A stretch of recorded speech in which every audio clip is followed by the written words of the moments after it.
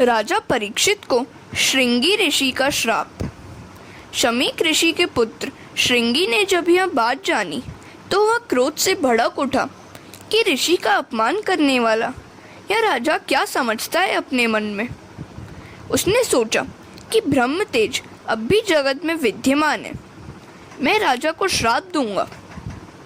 श्रृंगी ने श्राप दिया कि राजा, तूने तो मेरे पिता के गले में मरा हुआ सांप पहना दिया, किंतु आज से 7वें दिन तुझे तक्षक नाग डसेगा। परीक्षित ने अपने सिर से मुकुट उतारा तो तुरंत उसे अपनी भयंकर भूल का भान हुआ।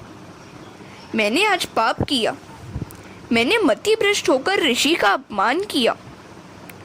जब मति भ्रष्ट हो जाए तो मान लो कि कुछ न कुछ अशुभ अवश्य होगा। पाप हो जाए तो उसका विचार करके अपने शरीर को सजा दो। भोजन करने से पहले सोच लो कि मेरे हाथों से कुछ पाप तो नहीं हो गया।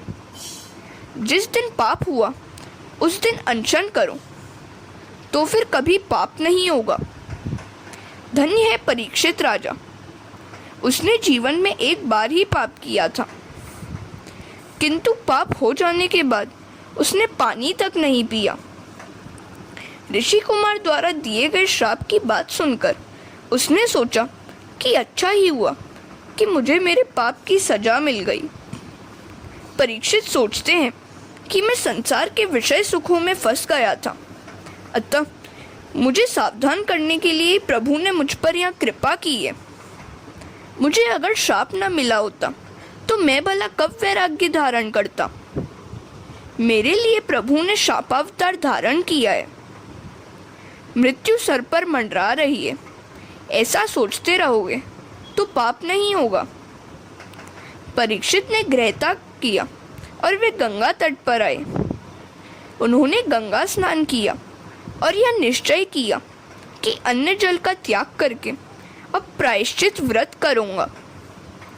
बड़े बड़े ऋषियों ने यह बात सुनी तो बिना बुलाए ही वे राजा से मिलने आ गए। उन्होंने सोचा कि परीक्षित अब राजा नहीं राजर्षि बन गए। राजा के विलासी जीवन का अब अंत हुआ है। राजा का जीवन अब बदल गया है और इसलिए वे सब परीक्षित से मिलने आए। परीक्षित ने खड़े होकर सबको प्रणाम करके उनकी पूजा की। राजा ने अपनी पाप की बात उन ऋषियों से बता दी। वैसे तो सभी लोग पाप को छिपाते हैं और अपने पुण्य की बातें सबके सामने प्रकट करते रहते हैं।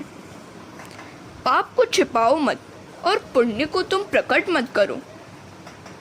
समाज के सामने पाप स्वीकारने से पाप करने की आदत छूट जाती है। हरे कृष्ण।